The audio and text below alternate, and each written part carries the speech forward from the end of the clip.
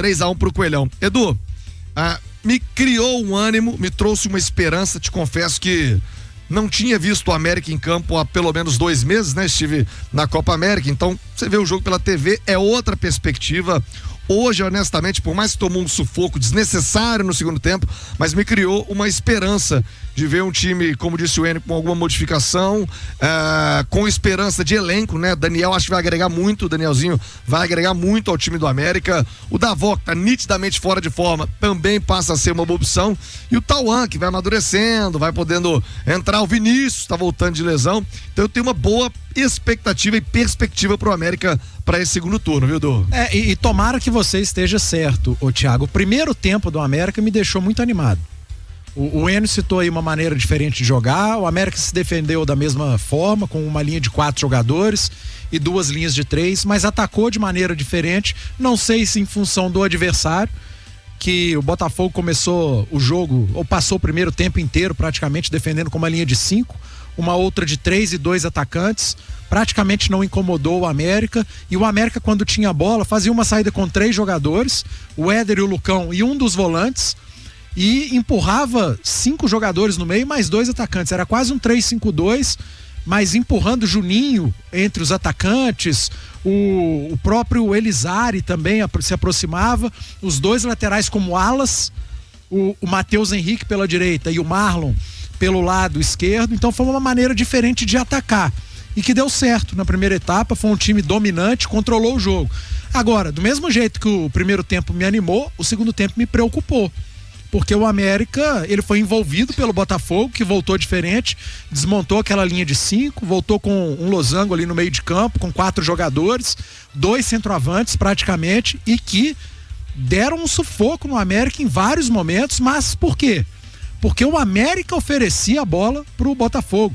Todas essas chances, foram vários os lances de impedimento do Alexandre Jesus, sempre em erros do América. Aliás, Edu, tem muita gente saindo agora do estádio, né? A galera que vê o jogo, a galera que tá na balada, tá voltando da casa da namorada, no YouTube. Estamos com os melhores momentos, hein? Vamos colocar na live do YouTube, no @Itatiaia Esporte, no @Itatiaia Oficial. O Edu vai falando e você vai tendo aí as imagens no YouTube do que foi esse América 3, Botafogo 1, Du. Aliás, até é interessante questionar o Cauã nessa coletiva a respeito disso, né? Como o América ofereceu chances pro Botafogo no segundo tempo. Não que o América estava recuado, sendo pressionado, não. As chances que o Botafogo de Ribeirão Preto teve foram em bolas que o América ofereceu. Bola perdida pelo Juninho, gol. Bola perdida pelo Tauan aqui, contra-ataque. Outra bola perdida lá do outro lado pelo Felipe Amaral, quase gol do Botafogo. Então, o Botafogo chegou muitas vezes no segundo tempo em bolas perdidas pelo próprio América. O América ofereceu oportunidades ao adversário. Isso não pode acontecer, cara. Isso são erros de falta de concentração, erros individuais, e que os caras precisam ser cobrados também. Porque senão cai tudo nas costas do treinador, né? O América vem de 5 jogos. Aliás, é interessante o futebol, né? A América vinha de 5 jogos sem vencer, né, Thiago? Agora são 7 jogos sem perder. Você pode ver o copo meio cheio ou meio vazio, né? Depende da ótica. Agora, convenhamos, né? Você falou um termo que resume bem o segundo tempo do América, e foi não só esse recorte de hoje, mas de vários momentos no campeonato, é concentração, né? Parece que o América tem um botãozinho de liga e desliga. Voltou pro segundo tempo, teve 3 alterações do Botafogo, teve seus méritos, né? Adiantou as linhas, mas parece que desliga o botão. O Juninho, mito, te amo, Juninho. Mas não pode entregar. Um baita primeiro tempo. Mas não pode entregar uma bola daquela, né? Não dá, cara, não dá. A hora que eu vi que o Juninho entregou, eu falei, mas não é possível, cara. E aí, a confiança vai lá embaixo, né? Não dá pra perder uma bola daquela com 5 minutos, vencendo um jogo por 2-0. Você devolve o adversário pro jogo com 5 minutos do segundo tempo. E aí, 5 minutos depois, você entrega outra bola. E os caras vão lá e empatam o jogo. Só que estava impedido por centímetros. Falei, o segundo tempo do América foi um segundo tempo de mais sorte do que juízo. Faltou juízo ao América na segunda etapa. Mas, Thiago, sinceramente, independentemente de ter feito um bom primeiro tempo e um segundo tempo não tão bom, cara, tinha que ganhar, né? Tinha que vencer o jogo da maneira que fosse, e o América ganhou. Pegou um adversário que tá em outra parte, briga por outro campeonato, e já havia enfrentado adversários assim, né? O próprio Amazonas, jogo que eu comentei aqui, Independência, e eram jogos para ter vencido. E hoje, finalmente, o América é o jogo do UFA, né? O América respira, vence, volta pro G4, vai secar o Vila. O problema é que o Vila pega o Guarani, né? Que não ganha nem no treino do time reserva. Aí complica, mas essa tem que série secar. B é maluca, cara. O campeonato mundial do empate. Secar o Sport, que tem jogos a menos também, o Sport tem um time forte. Mas é isso, cara, é se manter no bolo. Pra naquela reta final dar o sprint. É igual uma corrida, igual atletismo. Você vai lá, você vai se mantendo no bolo. No finalzinho, igual o Isaquias hoje, né? Se mantém no bolo. No finalzinho se acelera. O América tem condição para isso, tem bons jogadores, tem bom elenco, tem um bom técnico, um time organizado. Para se manter no G4. Cara, título é bônus. O negócio é ficar entre os 4, voltar a jogar a Série A. Mas para isso precisa vencer, né, América? Não pode passar 5 jogos empatando. Empate é ruim pra caramba. O América passou 5 jogos perdendo 2 pontos por jogo. Hoje ganhou os 3. Danielzinho, já é pra ser titular no próximo jogo ou estou sendo o fanista, a paixão do torcedor que tá falando mais alto? Eu quero Danielzinho de titular. Muita hora nessa calma, né? Mas assim, ele tem qualidade pra isso. Ele mostrou hoje que tem qualidade. O meu receio com o Daniel Júnior é o que a gente tava discutindo agora há pouco.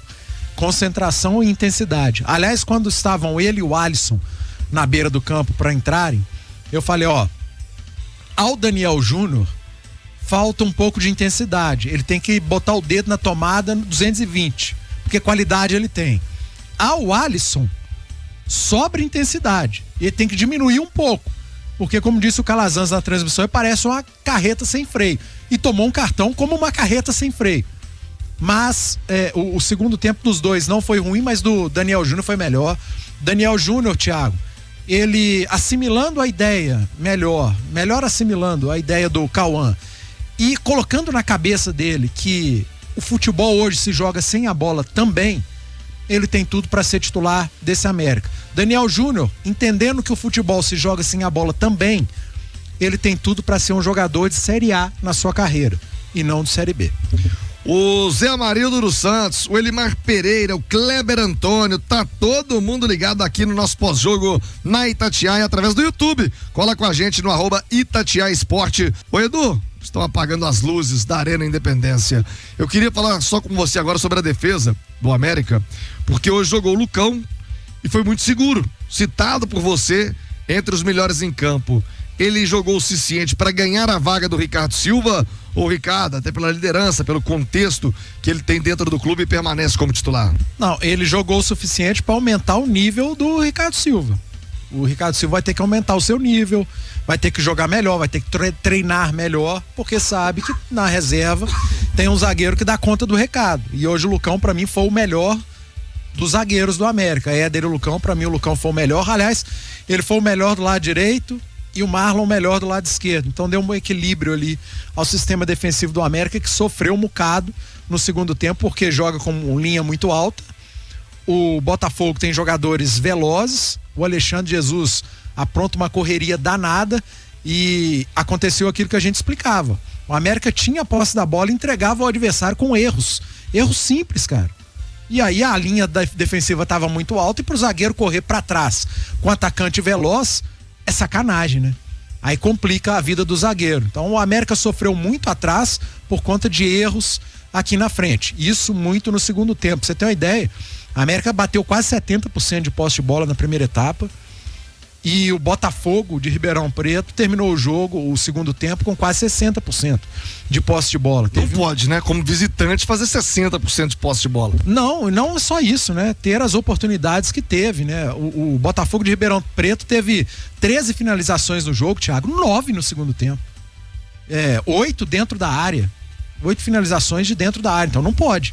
É algo que o Cauã precisa corrigir e eu repito, muitas dessas finalizações, muitas dessas chances oferecidas pelo meio e pelo ataque do América, que culminaram no sistema defensivo. Nem sempre o ataque do adversário, a finalização do adversário é culpa dos zagueiros e dos laterais. Hoje, por exemplo, muita responsabilidade para a turma do meio e da frente.